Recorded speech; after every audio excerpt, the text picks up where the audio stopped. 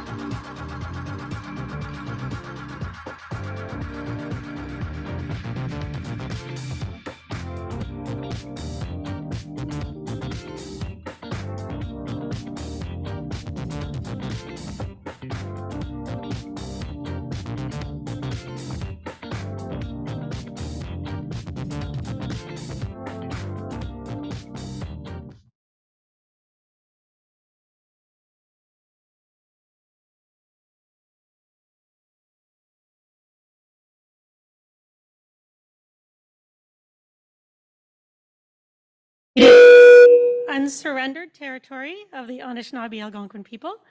It has always been protocol to acknowledge that we are guests and offer thanks to our hosts. As guests, we are honored to gather here today, and we thank all the generations of Anishinaabe Algonquin people who have, excuse me, who have and continue to take care of this beautiful land. Algonquin College recognizes and appreciates their historic connection to this place. We also value the contributions that the Inuit, Métis, and other Indigenous peoples have made, both in shaping and strengthening this community, province, and country. Miigwech. Apologies. All right, well, my name is Emily Roberts, and I would like to welcome you on behalf of the Leadership Development for Women group. We are very excited to be hosting our annual Women's Day breakfast, and I would like to introduce our Vice President of Human Resources, Diane McCutcheon, who will introduce our wonderful speaker for today.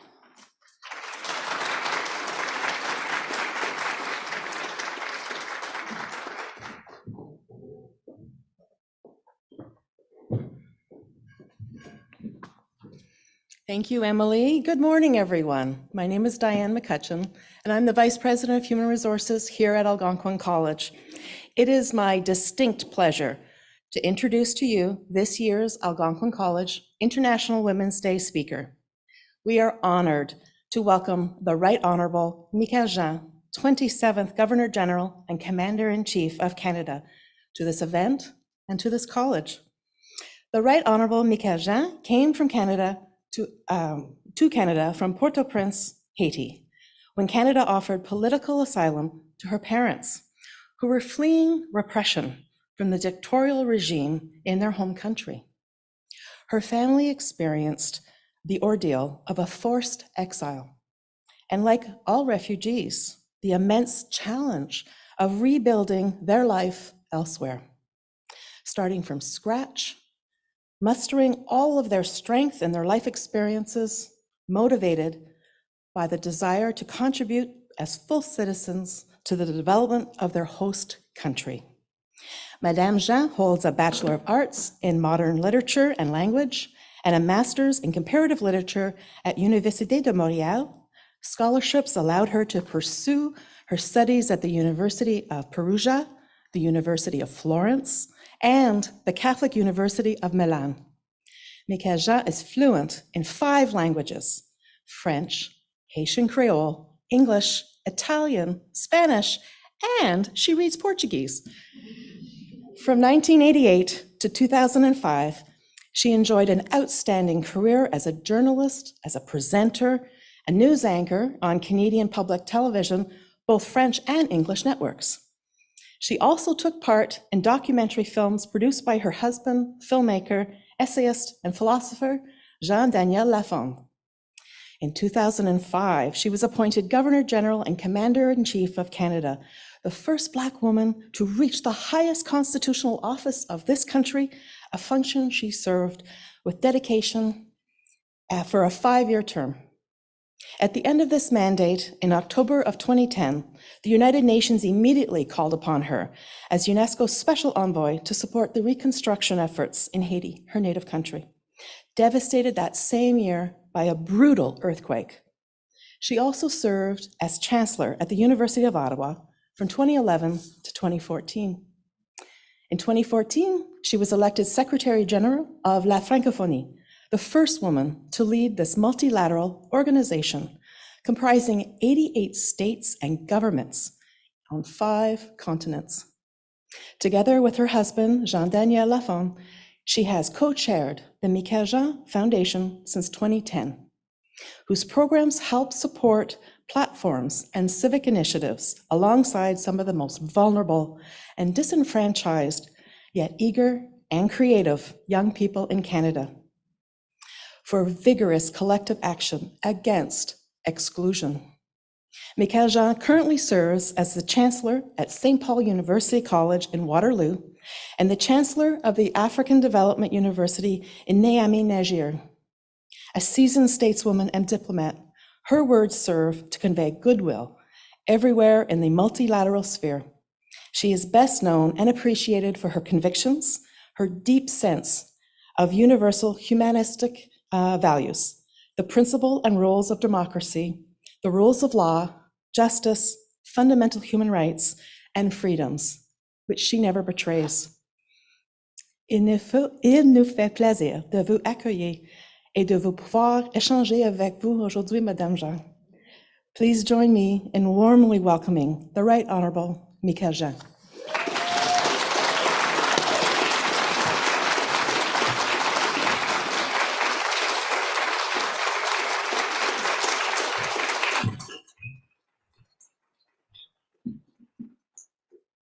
Look at you. I'm very happy to be here with you this morning. And I want to thank you, Ms. McCutcheon, for such warm words of welcome. And I don't know if President Chief Executive Officer Claude Brûlé is here. He's not. Dear Emily Roberts, thank you. Dear Rebecca Volk, Cara McNeil, Shelley Doherty, it's good to see you again. Dear friends of the Algonquin College, chers amis, je commence en français pour vous dire d'abord combien je suis touchée par votre accueil si chaleureux. Je suis très heureuse d'être ici aujourd'hui avec vous en cette journée très spéciale, le 8 mars, qui est la Journée internationale des femmes. C'est une très belle occasion de célébrer entre nous tant de combats au fil des générations, tant de jalons au fil des ans, sans oublier tout ce chemin qu'il nous reste encore à faire ensemble pour la conquête des droits, non seulement les nôtres, des droits des femmes, mais aussi des droits des hommes, des droits de toutes et de tous. Et je salue la présence ici de tant de femmes et d'hommes également, unis autour de leur quête d'une éducation de qualité au service d'un monde meilleur, d'une citoyenneté engagée au nom de notre commune humanité. No one told you that the conference was going to be in French, eh? You got it, what I was saying, right? Parfait. Merci. Merci en pile, Gondon là. So, what I'm saying is what a pleasure it is to discover your school. The campus is a bit like complicated. That's why I'm late. But there was a security car driven by a woman, and I asked her and I said, could you please take us there? She said, I'm not supposed to, but I will. So I'm very grateful to her. So it's a very special occasion to celebrate International Women's Day. And let me first express my deep gratitude to the Grassroots Leadership Development for Women Employee Group at Algonquin College. I'm here because I stand behind your goal to prepare and empower women for future leadership opportunities within the Algonquin College and beyond. I wholeheartedly support your purpose, which is to enhance awareness regarding issues related to women in leadership and gender equality across the college, and to increase very concretely the number of women who choose to pursue formal and informal leadership at Algonquin College and throughout their lives. So on this day, 8th of March, let us acknowledge and applaud the struggles of women, women's precious, contribution to more justice and the advancement of society as a whole. We don't do it just for ourselves, we do it for society as a whole. Women's struggles are tightly intertwined with those of all oppressed people. The struggle of women for their emancipation is a universal struggle. It touches everything, it touches everybody. And I want to congratulate Algonquin for having created this space for reflection and mobilization. I am thrilled to be with so many women of courage, so many women of substance, women leaders such as you. I see men of conscience in this room. I see you, gentlemen. May I salute you as men of intelligence, because supporting women is a proof of intelligence. And I'm happy to see you here, and you are so very lucky, and you know it, right? You know that you are very lucky. Lucky to be among women who dare, lucky to be among women who care, with the creativity, with the smarts, the guts, the stamina, and wholeheartedness. I would say leadership at its best.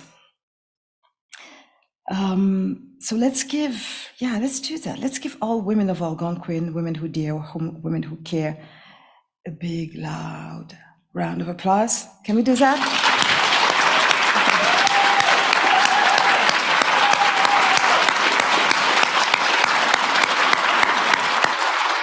It's good to celebrate, who we are. And we know what energy it takes, right? To stay the course. And I can feel this energy in the room. I want you to know that your energy reinforces mine. That's what I do. As I look at you, what I see in your eyes reinforces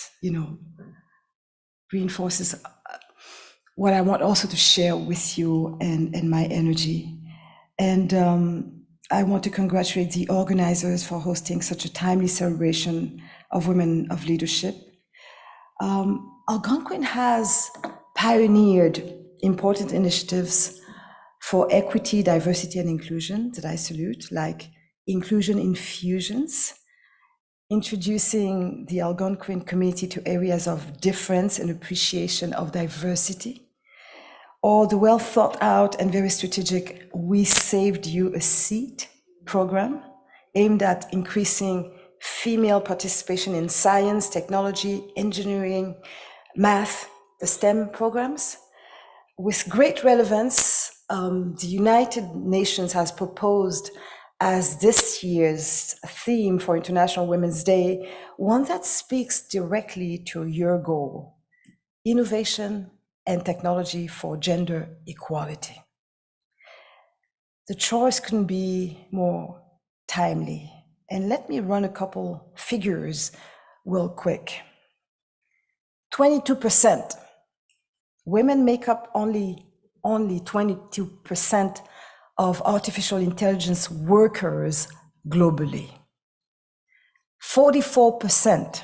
A global analysis of 133 artificial intelligence systems across industries found that 44% demonstrate gender bias, with 26% exhibiting both gender and racial bias, which leads to what? Lower service quality, unequal resource distribution, and the reinforcement of harmful stereotypes. 73%, a survey of women journalists from 125 countries found that 73% had suffered online violence in the course of their work. For women who face intersecting forms of discrimination, including women of color, women with disabilities, and LGBTQ2+ people, the toll is even higher. Same with women in the public eye, journalists, politicians, and women's rights defenders, for example, who face significantly higher levels of hate speech and other violence than their male counterparts. Online violence, like all forms of gender-based violence, is seriously underreported, with only 1 in 4 women reporting violent acts to the platform where they took place, and even fewer, 14%, reporting to a protective agency. Knowing that from the earliest days of computing to the present age of virtual reality and artificial intelligence, women have made untold contributions to the digital world in which we increasingly live. Their accomplishments have been against all odds in a field that has historically neither welcomed nor appreciated them. Today, a persistent gender gap in digital access keeps women from unlocking technology's full potential. Still in 2023, women remain a minority in both STEM education and careers, representing only 28% of engineering graduates, 22% of artificial intelligence workers, and less than 1 in 3 tech sector employees globally. Without equal representation in these fields, women's participation in shaping, technology, research, investments, and policy will remain critically limited, and it will have a detrimental impact on our lives. So those who do make it into tech often face an actively hostile environment with a significant pay gap, with women earning 21% less than men, and considerably lower rates of promotion, with women experiencing half the rate of promotion as men. So nearly half of women, 1 in 2 tech employees, report experiencing workplace harassment. And the pervasive, threat of online gender-based violence, coupled with a lack of legal recourse, too often forces them out of the digital spaces they do occupy. A whopping 22% say they are considering leaving the workforce altogether due to the treatment they've received in the sector. But all that should not discourage us. Never. This 8th of March, along with the United Nations, let us call on everyone. Let us call on governments, educational institutions, activists, and the private sector alike to power on in their efforts to make the digital world safer, to make it more inclusive and more equitable. The cyber violence is real violence. Sadly, too many of us, too many of you, can testify of the virulent woman-hating that is increasingly invading our lives through our screens and those of our sisters and friends. Online harassment, insults, degradation, mobbing, sextortion, rape threats, death threats, these serious acts, which affect thousands of women and girls in Canada, go unpunished in the vast majority of cases. Action is being taken. Just this week, the Stop Cyber Violence Awareness campaign handed a petition signed by over 30,000 people, 6 more signatures, I believe, asking the federal government to take responsibility and adopt a law forcing the web giants to remove hateful and criminal content under penalty of severe fines. So women leaders know full well the impact that online hate has on all of us. The threat of violence is itself a form of violence and serves to what? Intimidate, discourage, and otherwise deter women from playing their role, a public role in civic life. It is aimed at terrorizing all of us into submission, which we won't accept, right? Because at the same time, digital technology is opening new doors for the global empowerment of women, of girls, and other marginalized groups. And we won't be deterred. From gender-responsive digital learning to tech-facilitated sexual and reproductive healthcare, the digital age represents an unprecedented opportunity to eliminate many forms of disparity and inequality. Facing a multiplicity of global crises, we have a chance to create a better future, not just for women and girls, but for all humanity and all life on Earth. Now, here's definitely a cause worth joining. To be a woman, we know that, is to be born of a struggle and into a struggle. That much is clear. We wouldn't be here in this building on this day were it not for the costly struggles of our foremothers.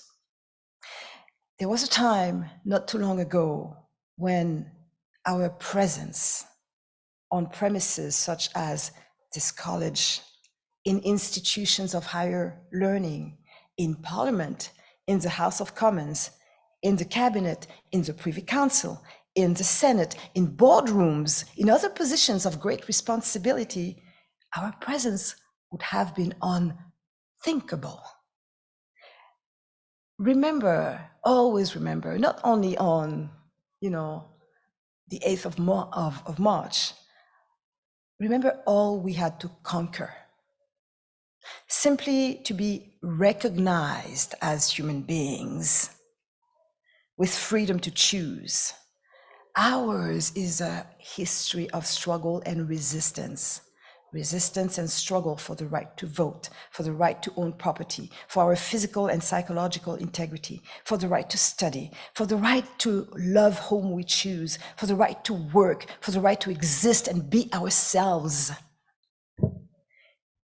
It is fitting that we should be gathered today in the national capital, where rights and freedom are defined and shaped, celebrating our achievements, while tackling the many challenges we face. Taking the time to put our heads together and exchange perspectives is never a luxury. The women of this country have long looked in the direction of Ottawa to make our voices heard in the name of justice, equality, and integrity. From the outset, March 8 and International Women's Day were dedicated to the promotion of women's suffrage and equal rights. It is doubly fitting then that we should be here today. And from this lectern, I can hear the voices, powerful voices of women who came before us. I hear Mary Ann Shadd, pioneer suffragist, activist for women's right to vote, abolitionist, campaigner to end slavery, whose voice is still resonating within these walls. As I understand, she was recently profiled at Algonquin by two of her descendants, Spencer Alexander and Cara McNeil, who spoke of her work with the Underground Railroad. And her paper, The Provincial Freeman, the first newspaper to be edited by a Black woman in North America, a platform she used to discuss women's rights, the right to vote, and to advertise suffrage meetings in Canada and the United States. Mary Ann Shadd. She also founded an integrated school where all colors of the human race were welcome at a time when segregated schooling, separate and unequal, was common across Canada. You could say Mary Ann Shadd was a social entrepreneur before the term was coined. And from here, I can also hear the voice of Agnes MacPhail, Canada's first female member of Parliament, elected in 1921 in Grey South East, a riding near Guelph, Ontario. From here, and you too, we can also hear the voice of Emily Murphy, prominent suffragist and reformer who became the first female magistrate in Canada and in the British Empire, and a main player in the story of how Canada finally recognized women as persons, yes, women as full human beings deserving of equal rights to those of men. I think the story deserves to be told, and to be heard more than once. I know many of you know the story in this room, but in terms of celebrating what we have achieved, it's good to hear it and to say it again and to share it again. So let me say it again. It's a great, powerful story. It starts in 1916. Let's reflect upon that. When Emily Murphy and a group of other women attempted to attend a trial of Alberta women accused of prostitution, they were ejected from the courtroom on the grounds that the testimony was not fit for mixed company. So Emily Murphy, of course, was outraged and appealed to the Attorney General of Alberta, arguing, and I quote, "If the evidence is not fit to be heard in mixed company, then the government must set up a special court presided over by women to try other women, unquote. Much to her surprise, the minister not only agreed, but appointed her as a magistrate. On her first day on the bench, however, her authority to preside as a judge was challenged by a lawyer on the basis that women were not considered to be persons under the British North America Act. Indeed, while white women had had the right to vote in some parts of Upper and Lower Canada in the early to mid 1800s, that right was taken away in 1867 by the British North America Act, which restricted voting rights to men. So Section 24 of the British North America Act, at the time, it was Canada's constitution, the source of its highest laws. It said that only qualified persons could be appointed to the Canadian Senate. The Canadian government had consistently interpreted this phrase to mean men only, based on historical precedent.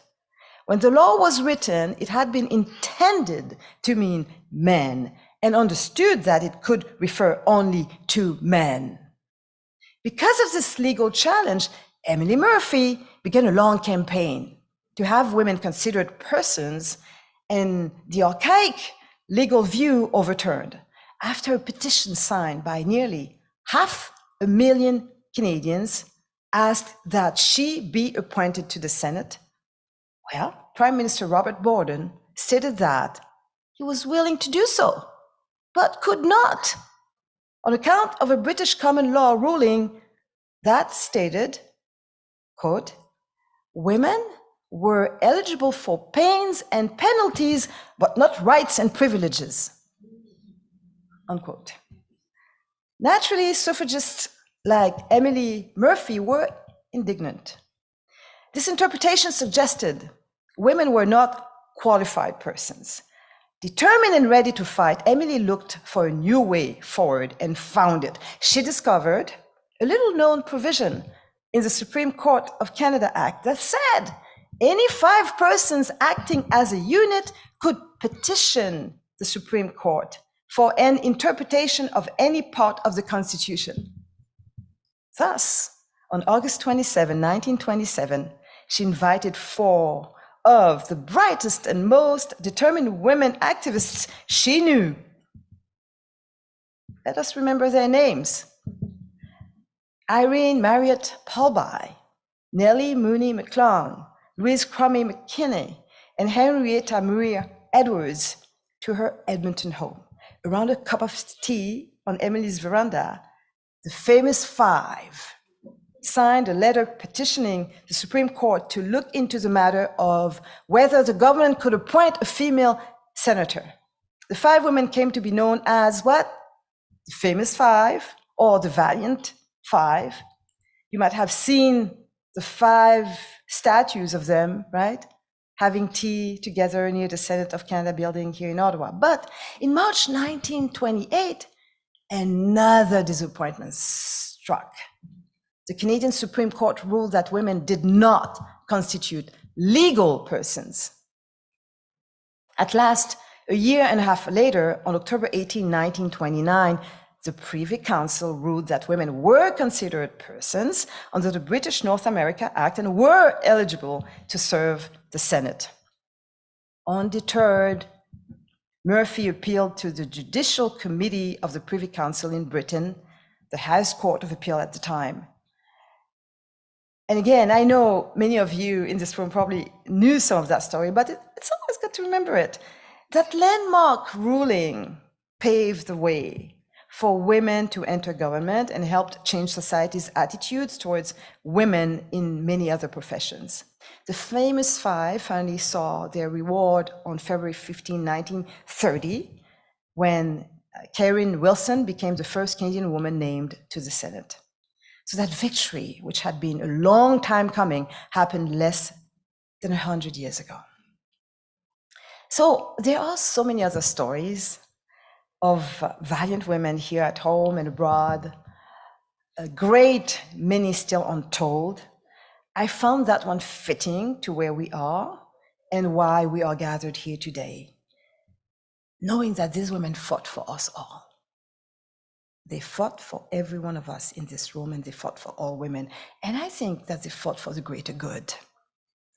So on this historical note, Mesdames, Messieurs, happy International Women's Day, everyone. And before I delve further into the subject, let me close that loop on the right to vote, because that's not the end of it. In 1918, the hard work of suffragettes resulted in white women being granted the right to vote in federal elections. Over the next decades, the right was extended to white women at the provincial level. Take note, however, that indigenous people were not granted the right to vote until 1960. As for people of Asian origin, they were explicitly excluded from the vote under the 1885 federal franchise legislation and well into the 20th century. In the 1920 Dominion Elections Act did not exclude Canadians of Asian heritage explicitly, but the act stated that persons disenfranchised for reasons of race by provinces would not get the federal franchise. Since Chinese, Japanese, and South Asians were excluded from the vote in British Columbia, as were the Chinese in Saskatchewan, members of those communities could not vote at the federal level in those provinces.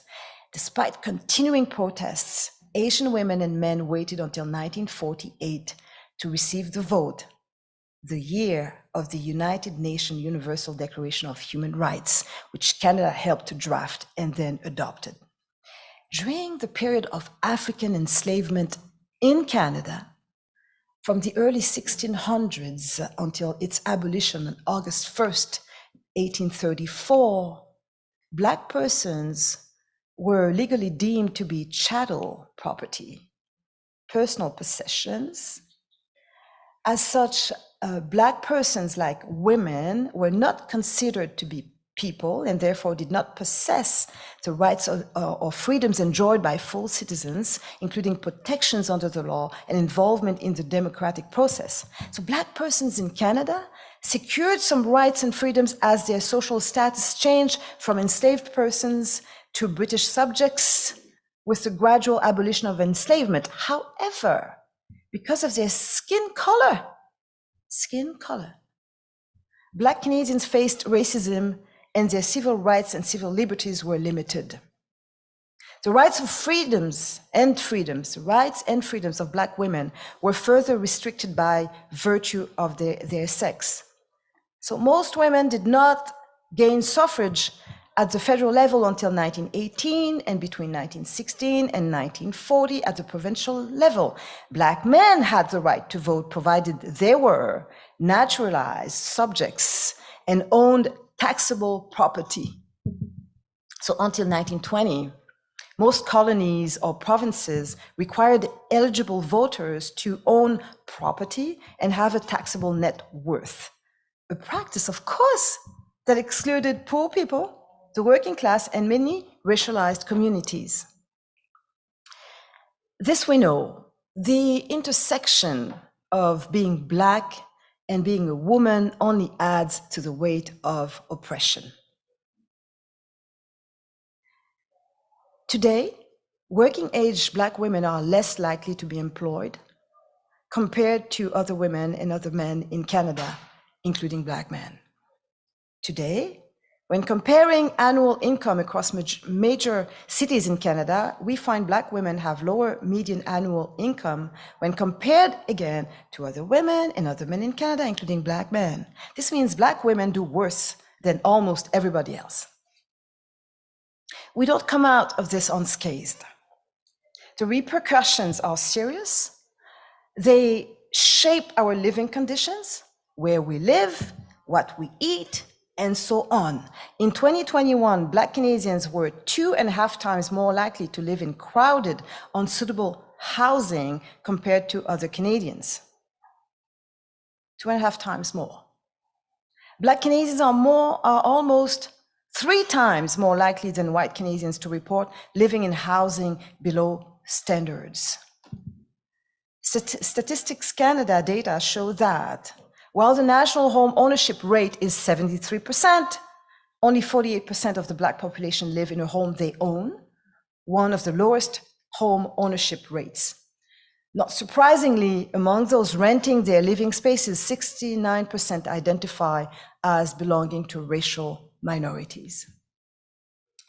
Black Canadians have also reported moderate to severe household food insecurity, 2.8 times more often than white Canadians, with Black teenagers 3 times more likely than white Canadian youth to report moderate or severe household food insecurity. So we must ask, can we even measure the lifelong impact this has? The prevalence of diabetes among Black Canadian adults is over twice the rate found among white Canadians. We could go on, But what matters is this.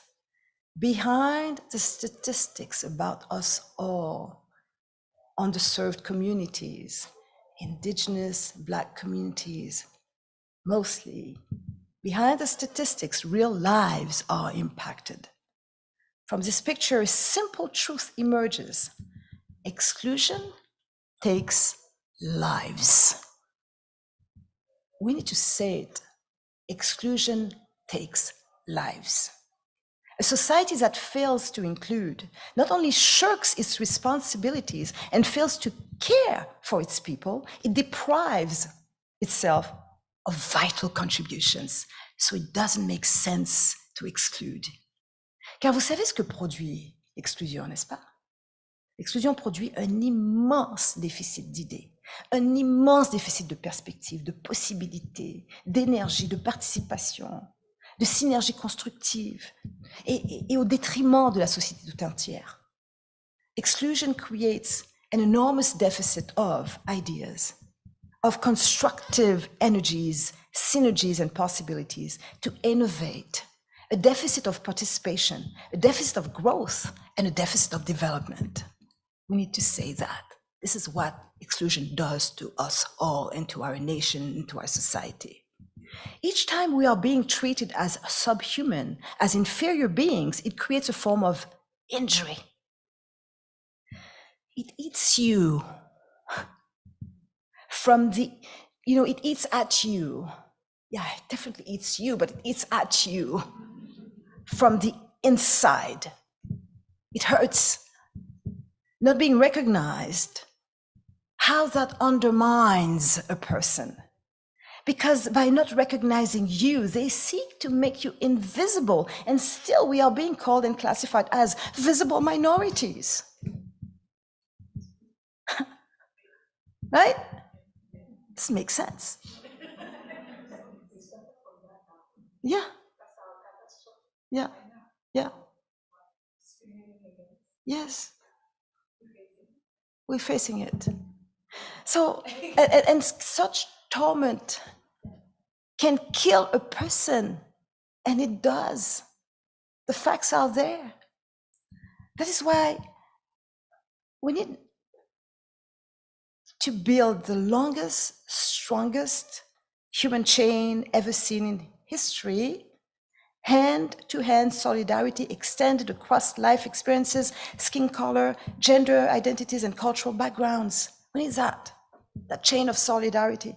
It is essential that all of us unite, Black, First Nations, Inuit, and Métis people, white Asian, humans of all stripes, around our future, around the sacredness of life. Our lives are shaped by powerful history forces. We can either submit passively to those forces, or we can choose to actively shape them. And I choose the latter. And I am here to convince you to do likewise. There's a storyline to every life. yours included, and you can bend it to your will. I'd like to share some of my story in the hope that it will speak to you.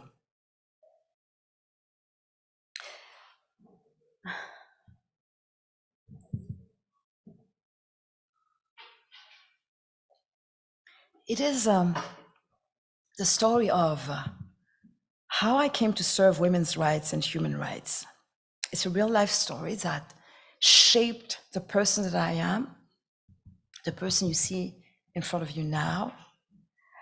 My roots are deep from a people, the Haitian people, that was the first to successfully extricate itself from 400 years of the unfathomably oppressive system and crime against humanity that is slavery. The abolition of slavery started with the Haitian Revolution. What brings us together today starts with what happened to me in that country when I was 10 and a half years old. Because that's how old I was when I was forced, along with my parents, like thousands and thousands of other families, to leave my native country, Haiti, under terrible circumstances. One of my uncles, the great Haitian poet René de Pestre, had these words to describe Haiti at the time. He said, Haiti is a country draped in barbed wire. I experienced what no child, no one in fact, should ever have to experience. I witnessed a public execution. I saw friends shot by soldiers in broad daylight. I knew of whole families arrested, disappeared, never to be seen again. I heard the screams of our close neighbors murdered by government thugs who blocked the doors and set their house in fire. I can still see the flames. Then came the arrest of my dad by the same repressive police force. He was disappeared. For a few days, we had no idea where he was taken or if he was alive. Later, his crumpled form was dumped in front of our house, and I saw my dad trying to pick himself up, to stand, then wobble and fall off his legs, his face unrecognizably swollen, disfigured by blows. He couldn't see. His clothes and body were covered in blood, his own and the blood of his best friend who died in his arms from the fatal wounds inflicted by his torturers. They released my dad to show all the students of the college he was leading what could happen to them if they dared criticize the president and his army. So by now you understand, as we did then, why there was no other option left but for my family to flee urgently. Finding the means to leave the country became a matter of life and death. And we, like thousands of other families, had to flee terrible violence and terror, seek asylum elsewhere. We were lucky, we were very lucky, because ambassadors helped us to leave and find asylum in Canada. But others didn't have that possibility. It is such a trauma to have to leave everything behind and in a hurry with fear chasing you. So can you imagine, see yourself having to leave everything you love, every everything familiar, everything you have ever known, your whole life behind, gathering in a hurry what few things you can take with you, a few clothes, a few photos, not being able to say goodbye to loved ones, to friends, not knowing whether you are going to make it or even where you are going. I must say how I like the turquoise and magnificent blue Caribbean Sea with its sun-kissed water. I love the scent of the tropical flowers like ylang ylang, jasmine, and many others. I love the mountains, how the mountains shape the landscape.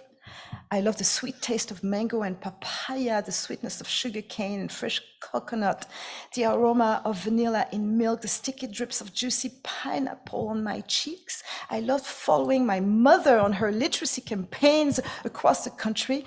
I love the full moon, so spectacular and so huge, this close to the equator, where it rises red at first. And I loved my grandmother's storytelling until late into the sweltering night.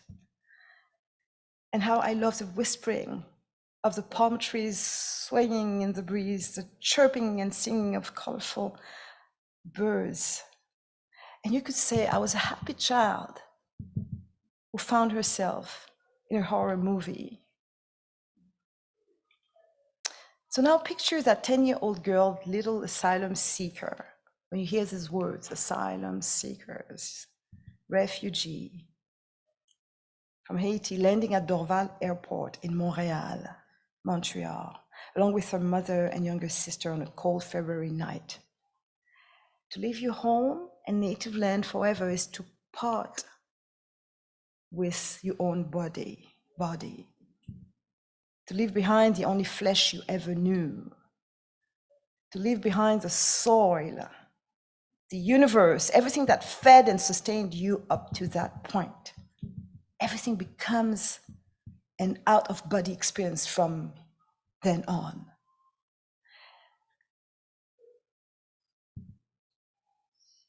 And I will never forget that feeling to this day. The experience haunts me. The pictures still run into my mind's eye like a movie.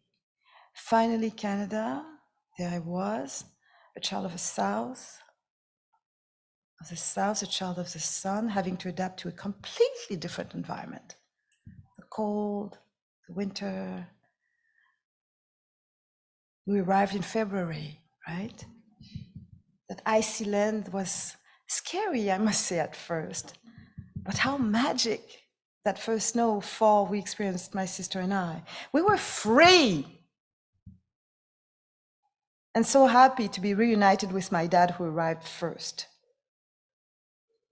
So trying to settle in a small asbestos mining community in the eastern townships of Quebec, where we were the only Black family, and people constantly looking at us like a fairground attraction, often with benevolent, yeah, of course, curiosity, but not always. There were also some racist words and some slurs. I was also made by some to feel like that's how I saw it as a child, a black stain on white cloth, marked by trauma and the dramatic circumstances of fear, terror, forced departure, utterly uprooted. So what happened? I shut myself off. I walled myself behind silence. There were incessant nightmares. I couldn't speak anymore. I listened, I watched, I cried, I stood lost within myself, trying to take it in. I couldn't. I wouldn't. I may never have spoken a word again in my life. And Mom, too, was very quiet and feeling isolated. And you know who saved me? It was a teacher who saved me. That one teacher saved my life.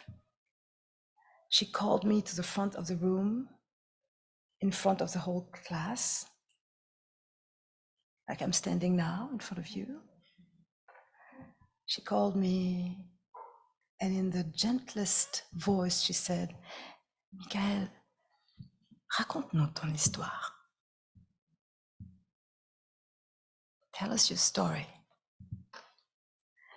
I was scared and frozen. I kept looking at her, voiceless, thinking, what is she doing to me now? And she continued, Michaëlle, please tell us your story. She repeated softly once, twice, I forgot how many times. It felt like an eternity. And then a few words came out of my mouth. And I saw a glimmer of interest in the eyes of my classmates. Under the watchful, benevolent eye of my teacher, words and memories started to flow, and the voice came back to me. I spoke of my love for my native land. I spoke of my fear. I spoke of my loss. I was grieving. There and then I started healing. Before long, the nightmares started to recede, and the need to tell started growing. To be heard felt like balm on my wounds, and it was such a relief. Well, much of my childhood and younger years were about learning to breathe again. Just learning to breathe again. We were, and I remain ever so thankful that we found asylum in Canada. And my parents always told me, I remember that. In Haiti, Michaëlle, indifference is not an option. You have to see everything. Even if it is difficult, even if it is painful, you have to understand and be sensitive to what's going on around you. You have to have a point of view. You have to be willing and to be able to do something to change this. Of course, I found it difficult. I found it often painful. I would look at, some children around me who were in something like a bubble of innocence. I was never in that bubble. But it made me the person I am today and the woman I have become. That grown child is the woman before you now. And you know what? In high-level meetings at the United Nations on the management of migration issues and crises, which I attended a number of times as Secretary General of the International Organization of La Francophonie, I was the only leader in the room who could say, I have been there. For me, these are not, rows of numbers and statistics. We are talking about broken lives. These are real people trying to rebuild themselves. And this is how I grew to become a dedicated, yes, feminist and activist in my early adulthood. I was the first Black and often the youngest member in collectives that organized shelters for abused women and their children, first in Quebec, then across Canada. And I dedicated 11 years of my life non-stop to the cause of protecting women from male violence. We forget now, but at the time, violence against women was not only being ignored, it was often seen as a laughing matter. In 1982, NDP MP Margaret Mitchell rose in the House of Commons to ask what Prime Minister Pierre Trudeau's government planned to do to assist battered women, noting that 1 in 10 women was regularly beaten by her husband. Her remarks were drowned out by laughter from some male MPs, as well as this comment from one MP to another, I don't beat my wife. Do you, George? Elected to the House of Commons 4 times by the riding of Vancouver East, Margaret Mitchell was the longest serving female MP in the House when she left Parliament in 1993 after 14 tumultuous years. I have a thought for her today because Margaret Mitchell died peacefully in her home in Vancouver on International Women's Day, March 8, 2017. Shelters for women and their children were often started by volunteers, sometimes in their own homes with a room, a couch offered to those fleeing violence. Today, the number of shelters has grown to more than 620. These are for the most part publicly financed, housing more than 12,000 women and children fleeing abuse across Canada. And I wish I could tell you, as a result of that national network of shelters, gender-based violence has receded and has become a distant memory. It hasn't. I don't want to spend a lot of time throwing statistics at you.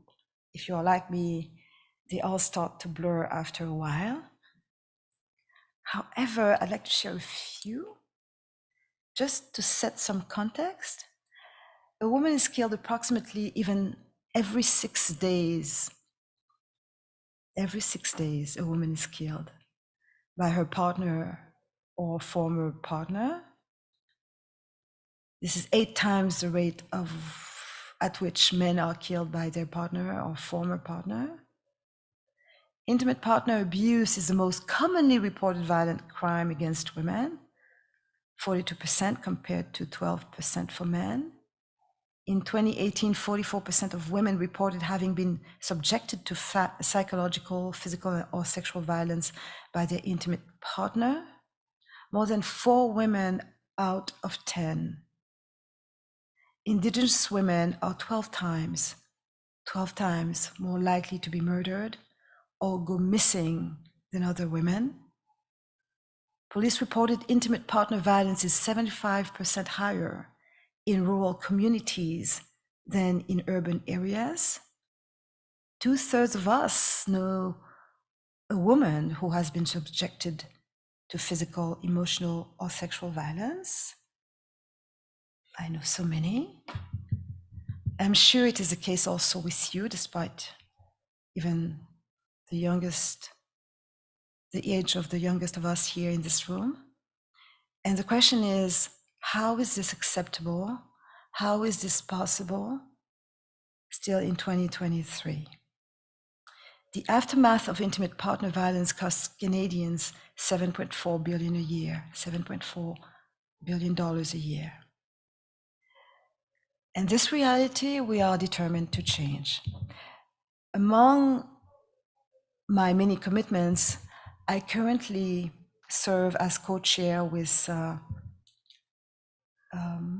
His Excellency Dr. Jakaya Mrisho Kikwete, former president of the United Republic of Tanzania, the high-level commission of the UNFPA, the United Nations Fund for Population, and it is the United Nations Sexual and Reproductive Health Agency, whose mission is to deliver a world where every pregnancy is wanted, every childbirth is safe, and every young person's potential is fulfilled.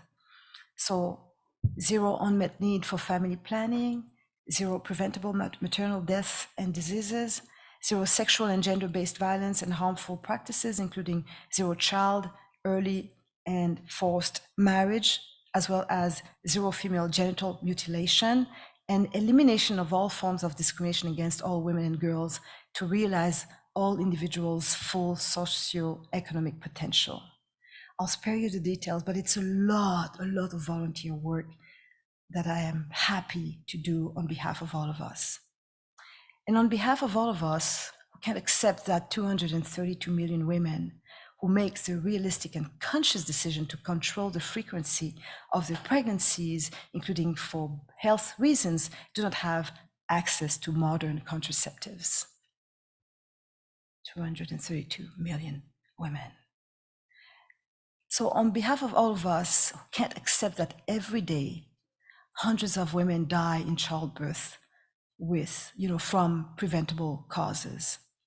So on behalf of all of us who can't accept that every day, tens of thousands of girls barely entering puberty are forcibly married. These childhood rapes constitute a crime. On behalf of all of us who can't accept that every day, thousands upon thousands of girls are subjected to genital mutilation, which is not only cruel and traumatic, but often has devastating health consequences. On behalf of all of us who can't accept that every year, 1 in 5 women and girls is assaulted by a man. So the number of women and girls who die as a result of this compounded violence is simply appalling. And here is where it must stop. We cannot fail to understand the combativeness of women who will to seize, to demand respect for their dignity, their choices, their free will. In respect, I'm saying, is respect not the highest expression of our humanity? Respect can only come from empathy, the capacity to recognize oneself in the lives of women and girls, to perceive how it must feel when their rights, their dignity are pushed aside and violated. So we ask men of conscience, men of intelligence, all men of goodwill to listen to us, to stand in faithful solidarity with the values of justice, equality, freedom, humanism, benevolence, generosity, with the true empathy that we expect from them. Our existence, our demands are not secondary nor peripheral. So I invite you to put your life to good use in the service of the greatest purpose of all, to serve what is right, what is just, and help put the world in a better place than where you found it.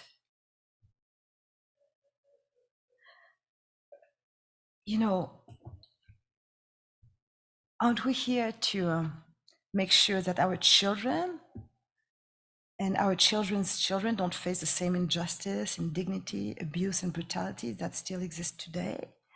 Is there a greater goal than that in life? And I would say, isn't that, the radical program of change we are here to implement? Because together we can overcome so much. We can overcome hate, we can overcome contempt, we can overcome division, racism, Islamophobia, sexism, ageism, even all forms of exclusion and discrimination that stand in the way of collective freedom, happiness, prosperity. And I'm saying, to our youth, that I celebrate our youth courage, creativity, energy. Their desires and aspirations must be at the center of everything we do. And such is also the vision that the Fondation Michaëlle Jean Foundation promotes through all of its actions and initiatives to break down solitudes. And there are so many solitudes, to create connections, to build bridges, and create synergies on a human scale, to help prevent also the devastating impacts of exclusion that afflict millions of young people from the most systematically and historically marginalized communities in Canada. And I do invite you to search the Michaëlle Jean Foundation online to learn more about our projects and to learn more our programs. So on the occasion of International Women's Day, I invite your courage, I invite your energy, I invite your creativity, I invite your desires and aspirations of a society where we can all have equal opportunities, enjoy the beauty and richness of life and its awesome diversity. And this must be at the center of everything we do. So to the students, and I know that some are probably watching or listening online, future professionals, technicians, managers, decision makers, employers, CEOs, civil servants, teachers, researchers, creators, exemplary citizens. I want to say that you can change the systems of exclusion and build a society where justice, human fraternity, empathy and love triumph. So just unchain your heart, make the change happen and be the change. Be bold and fearless and let your voices resonate. Feel empowered and be ready to empower people around you. And I'm really here because I believe in you, because I love you. And with this, I want to say merci beaucoup du fond du cœur. Which, thank you very much. This is what I wanted to share with you on this International Women's Day. Thank you very much. Thank you.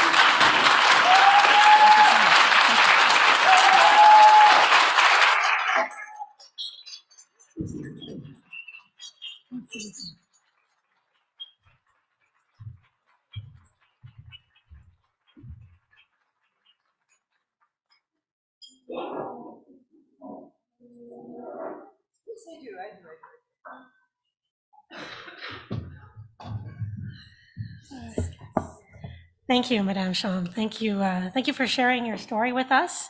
It was really, really powerful. I know I feel like I can see some of those images in my mind now, and it was very moving. And I do feel so fortunate to have heard so many inspirational words today from you. And I know everyone here at the Algonquin College community feels a great sense of pride in your support of our initiatives to support women in STEM and women in leadership positions.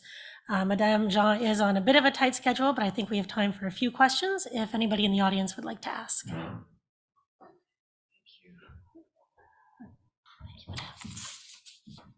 There's a microphone that will go around.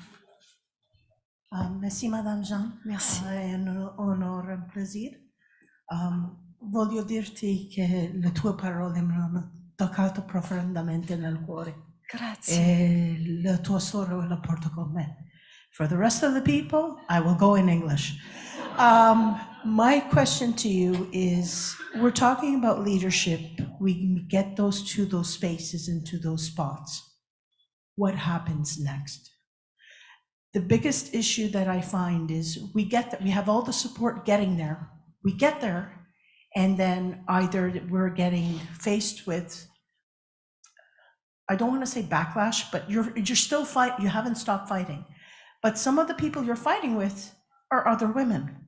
Some of the people you're fighting with may be that one person who is racialized, who you want to support, but they're seeing you as a threat. So how do you keep positive and moving forward and making space for other people that need to be in the room with you and keep on positive and not turning into a mad, angry woman in the room? So sorry to say it. Sometimes we feel mad, don't we? So, yeah. Sometimes I think we can feel the indignity. We get angry, and it's okay. It's okay.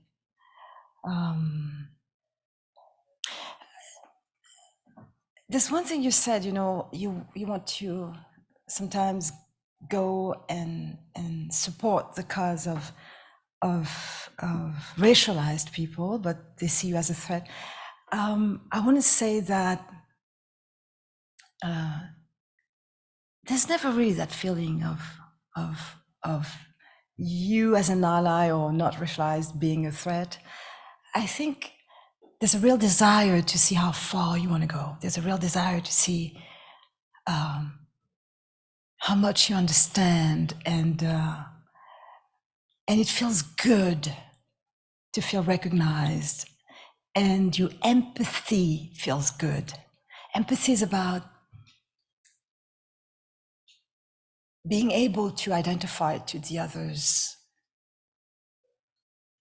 person's struggle, situation, reality, knowing that you are a part of that person's a part of you. That's the most beautiful feeling, empathy. It fills you with, it empowers you. It fills you with hope because you can identify, and that person can recognize also your empathy, and you are empowering that person also. So yeah, it's a constant struggle. We come a long way and we still have a long way to go. But there's one thing that is important is for us to always remain vigilant. Never take anything for granted. I can see some young women, some youth saying, oh yeah, that was some time ago, right? And by not acknowledging, all the work, all the efforts, all the struggles, then when it happens to them, they feel so vulnerable and lost. Because remaining vigilant keeps in your mind what is necessary, what is to be seen, and what needs to be done. So this is what we have to channel, all the time, in us and around us. Mi fa tanto piacere. Cioè queste parole in italiano? Di Malta? Sì, io sono stata a Malta, bellissima.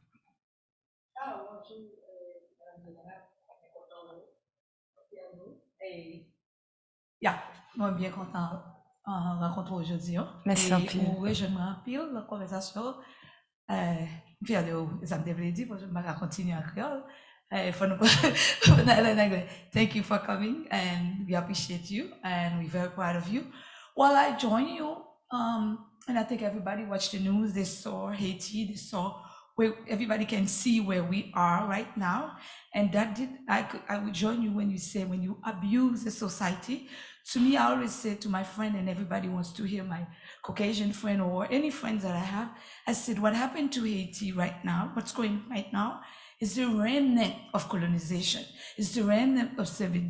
If you want to have a picture of how dramatic or how brutal that was, look at the Haitian who had mean. Look how they act with those who don't have. Can you imagine how it was in the past?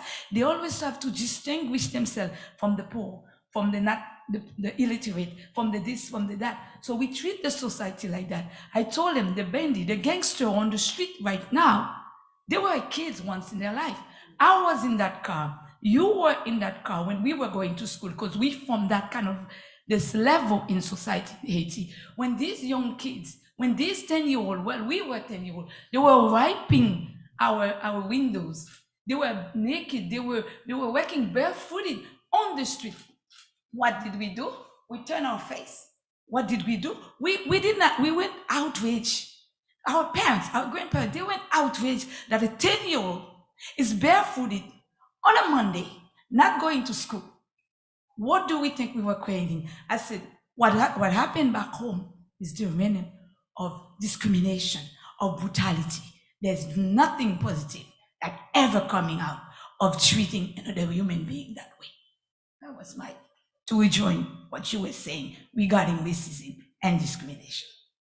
And that's why I thank you very much, Merci en pile.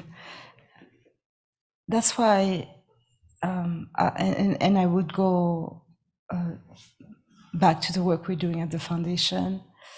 When you work with underserved youth, and there are like so many in this country also, what you are doing is also work of prevention, because there are so many predators, there are so many criminal organizations who take advantage of the situation of precarity and also of the anger of feeling not unwanted, of feeling excluded. And this is where we need to invest in young people who are underserved, because otherwise, they become the prey of these organizations, and it's everywhere a problem. And what you have described, what we are seeing right now in Haiti, is exactly that.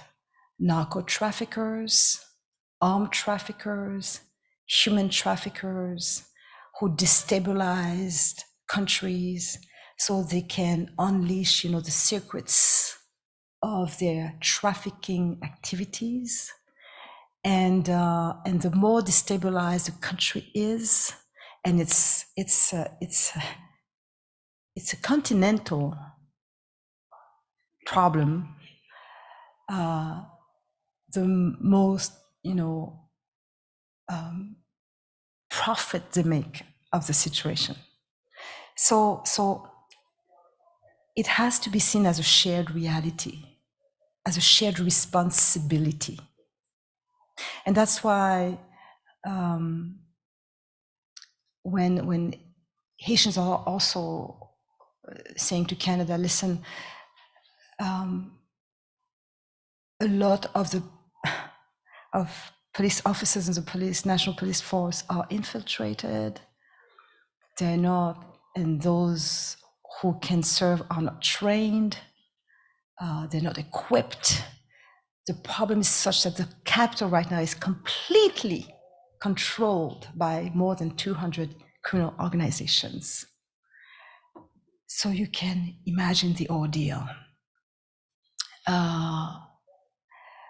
And at the same time, when people were demonstrating and saying, and when you see Haitians demonstrating, you think it's a carnival, right? Because of course there's rhythm. People are demonstrating. And they're singing, but you have to listen to what they're saying. They're saying, this government that you support is part of the problem. Enough of impunity given to these criminals. We want respect for the rule of law.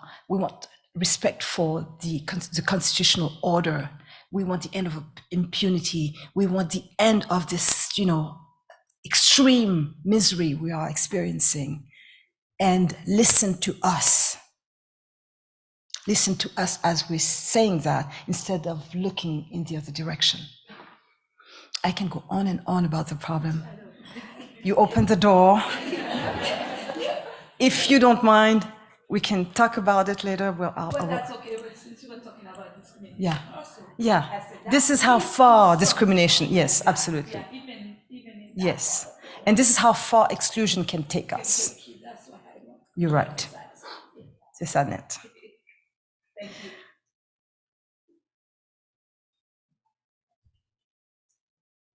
Thank you, Madame Jean. I wanted to ask, you brought up so many I know. different priorities, different reasons to get involved, to be moved, to make change. And I guess I wonder, with you here, I would love to know, how do you prioritize? It's sometimes things are local. There are local problems, or there are international problems. So there are problems for women. There are problems for Black women. There are problems for white women. There are problems for so many people, right? How do you decide where to put your energy as a leader, and how do you prioritize personally in those instances? I think I cannot, because I feel global, right? For me, everything that is local is also global. And I think the key in my life is, first, what I was taught by my parents: indifference cannot be an option. So of course I see things. I see what is happening around us. I take action. I make calls for action here in Canada. And when I say in Canada, it's a vast territory, but at the same time, everywhere we make some change, it creates like a wave.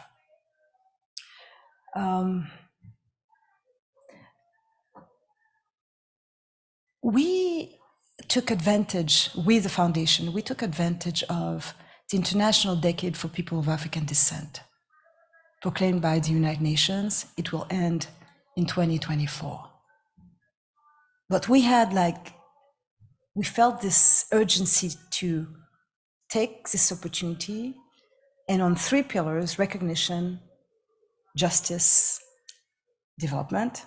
If there's no recognition about where we are, what is happening around us, what are the problems, it creates a deficit of justice, And then without recognition and justice, you have no development, because exclusion creates a deficit also of development. And so we've been organizing the National Black Canadian Summit. Started in 2017, and we kept going. And the last one was last July, last year in Halifax. The first in-person, finally, event after the pandemic. We're still, anyway, we like to say after, right? And we were over 1,200 people and hundreds of other people online. And it was a very inclusive thing. And I want to say that also. It was like, okay, from our experience, from what we are living, we are saying to all, this is what needs to change, and for the greater good. Eradicate systemic racial discrimination, eradicate, racism. And we'll tell you how it feels. We'll tell you, we'll come with the data, because even the government doesn't have them, but we collect them because we need them. It's important to have data. And came like from Halifax, a declaration, the Halifax Declaration for the eradication of systemic racial discrimination. And right now, with a survey, it is circulating so that we can make it a document of reference for us all on how we can tackle this. Because if we tackle this, we do something for the greater good. So you see me involved in so many things, but I'm not dispersed. I'm never dispersed, because I stand always on the same line of values and principles. Always. As I'm doing now with you. When I talk to you, and why I'm using this, it's sometimes there are things that I share with you. If it's not on somewhere where I can protect myself, because there's this too. I need to protect myself sometimes. It helped me to hold my tears, because there are things that I share, there are things that I feel, because I see so many. If I don't have this, I'm gonna fall. I spoke to schools in Calgary for Black History Month. I was in Iqaluit for Black History Month. Here, Iqaluit, in the Baffin Islands, I was there. And you know why? Some people say, Black History Month in Nunavut? On the Inuit Nunangat territory? Yes. Why? Because there's a Black community in Nunavut. Yes, very active, well integrated with their families. Some have been there for more than 25 years, working in different communities, asked and invited by the territorial government to help further the Inuit aspirations. Yes, this is where hope is. We can, and what we examined when I was there is how much we have in common. Of course, yes, colonial legacy. Of course, yes, excluded communities. Of course, how much we have in common, and we are together. And you have mixed also Black Inuit people. Did you know that the first man who reached the North Pole is a Black American man, Hansen, explorer? And there was a time where Blacks were excluded by Immigration Canada under a category unfit, climatically unfit. Climatically unfit, they said. When you look at Hansen, that explorer who was the first man, to non-Inuit person to reach out to the North Pole, you go climatically unfit. So anyway, and there have been, Black people on this territory have been living here, and the first ones, as slaves in this climate, and What's the point? There's always a reason, a good reason to exclude, right? Anyway, I like examining the untold story also because I find that it gives us also indications and helps us to reflect upon the situations we are living today in order to tackle them and then build the future. So there's nothing I can change about how I feel and how I embrace the world. But I know that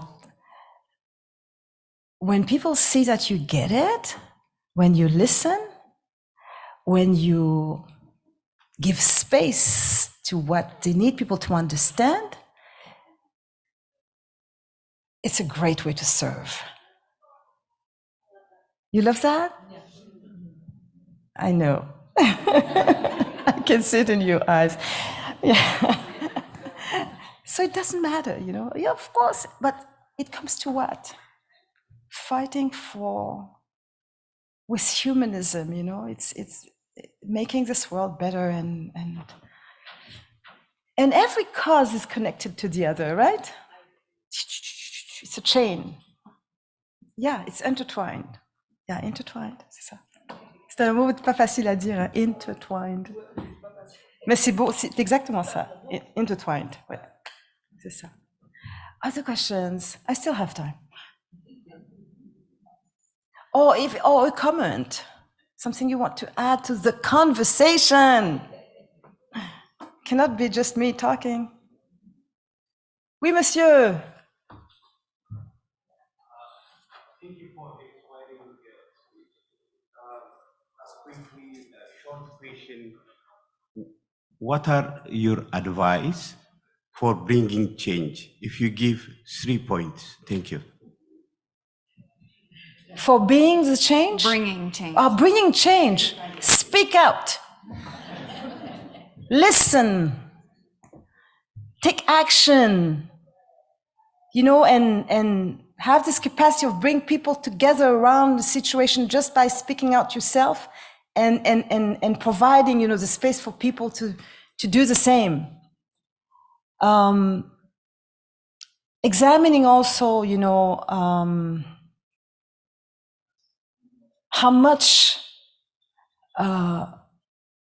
we still have to learn. And again, I would say, engage with empathy. Instead of saying, okay, no, that's not my people, it's not me, it's not, you know, no. Engage with empathy.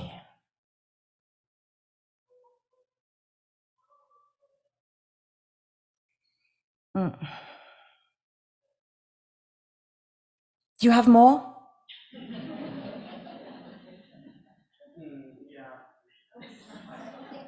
It's hard, okay. So.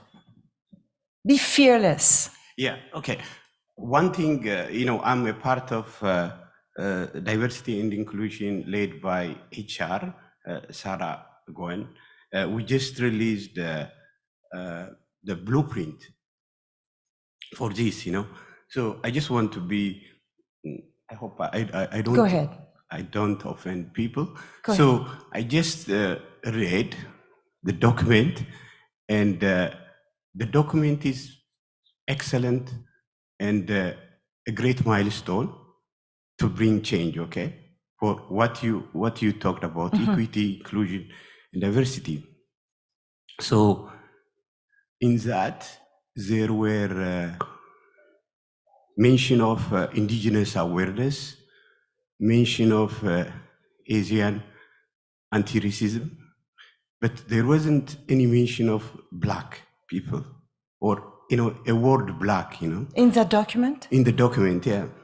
But we had an excellent event standing against racism that goes for a week, providing training, music, and everything. So, you know, exclusion, right? You know, so the moment I started to read that document, I was looking for this kind of words, you know. Something you could refer to. Yes, I'm educator, you know, but people, young people who see that, you know, so they are not inspired by that, you know, they were discouraged, you know.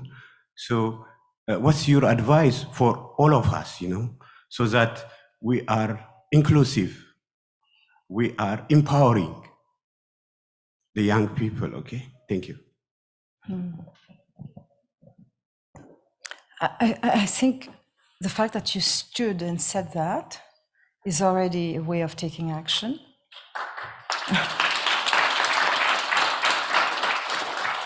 And you see, when you say it, you're not offending, you're reminding people that, hey, this is missing and it needs to be addressed.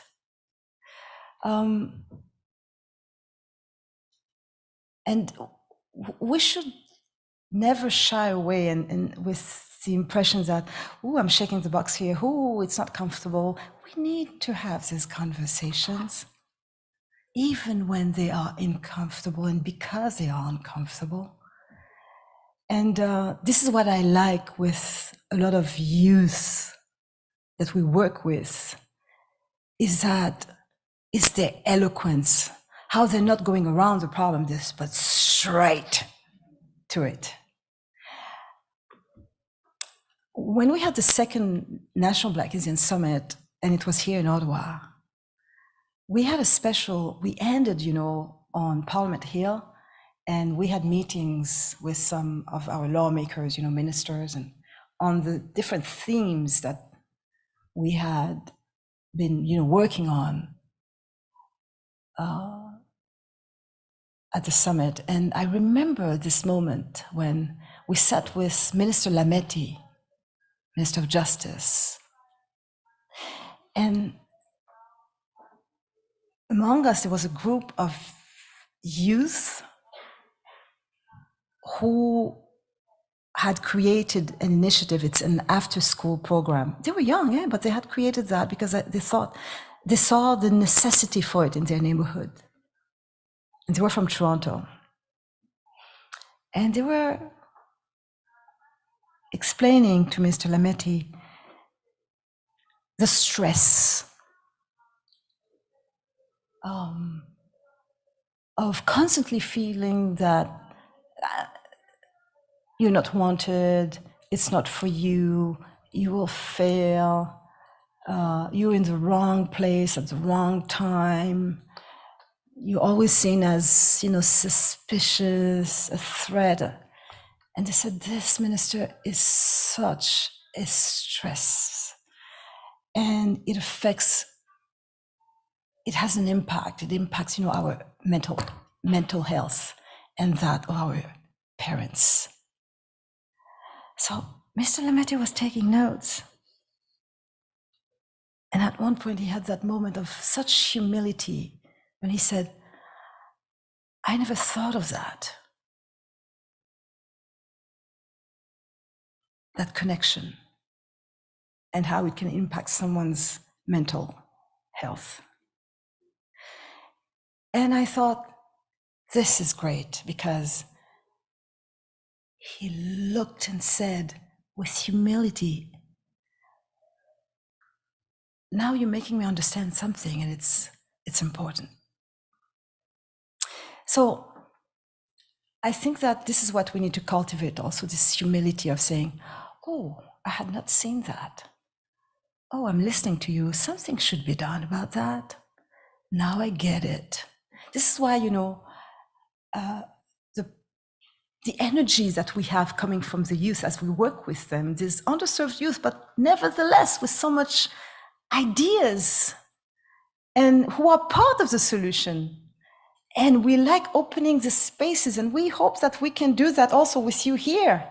Opening the spaces where they can be heard and where they can experience what leadership is about and feel empowered and proud. And you know what? They are so assertive. They are experts of their realities because they speak about it so well. and they know where the problem is, and they also come with solutions. And they do carry out, initiatives that we need to recognize and support so they can become, more sustainable. And that validation is crucial. When I was appointed Governor General and someone asked me, what will be your priority?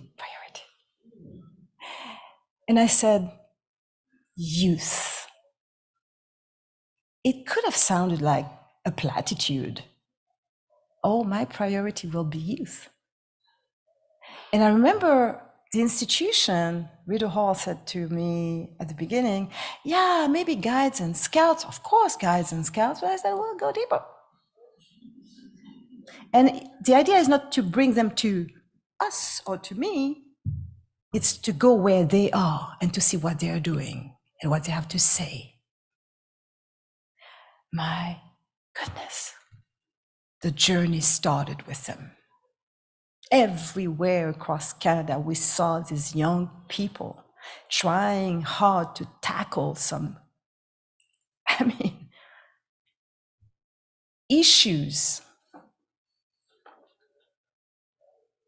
And using something that is magic, using the power of the arts to facilitate these conversations, to come together, to open spaces for actions. Great. Indigenous youth, Black youth, and youth from all walks of life. And being inclusive, bringing them together and working with them and seeing the beauty of it. And this is also, like a way for them of entering, in the path, going on the path of becoming, active citizens. And they are already. We need to consider that and invest in these young people more. So this gives me hope. And I think we have no choice but to remain, confident and to contribute to that hope.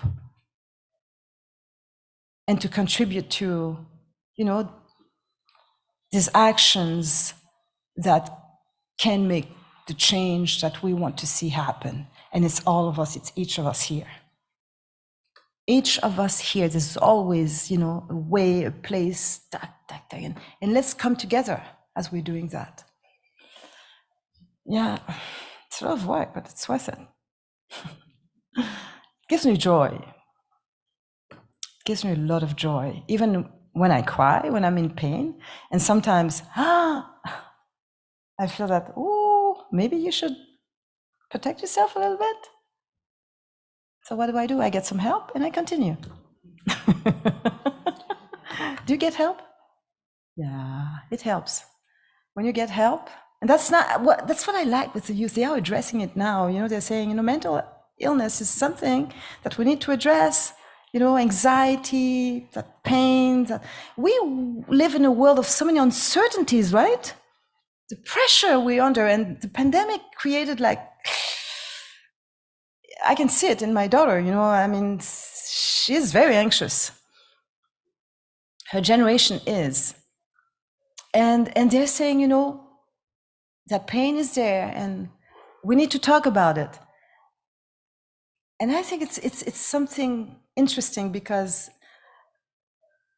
for so long, we were like, oh no, I won't say that I'm seeking for help, or I won't even do that and what it does when you are being accompanied, with that anxiety, with that that pain, all our traumas, you gain, comment est-ce qu'on dit ça? On gagne du temps sur la douleur. We gain, comment est-ce qu'on dit ça? Time? Huh? Yes. It's like, yeah, no, the thing is, you can make it yourself, you can come out of it, but it takes more time. When you are accompanied, you gain time. Ça va? Comprenez? Okay, d'accord. So I do that on a regular basis. Otherwise, I would be dead today.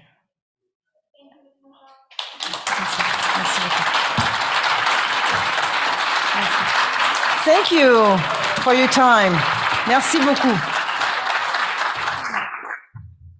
Thank you. Thank you, everyone, for coming. I just want to quickly say a few words. We really appreciate you coming to see us today, Madame Jean. I know we're all very inspired. I believe it is listen, speak up, and act. We all have our marching orders, everybody. But again, thank you so much. That was so inspirational. And on behalf of the Leadership Development for Women group, we would just like to say thank you with a small token of a donation to the Student Emergency Bursary Fund in your name. So, thank you. Thank you very much. Thank you for coming, everyone.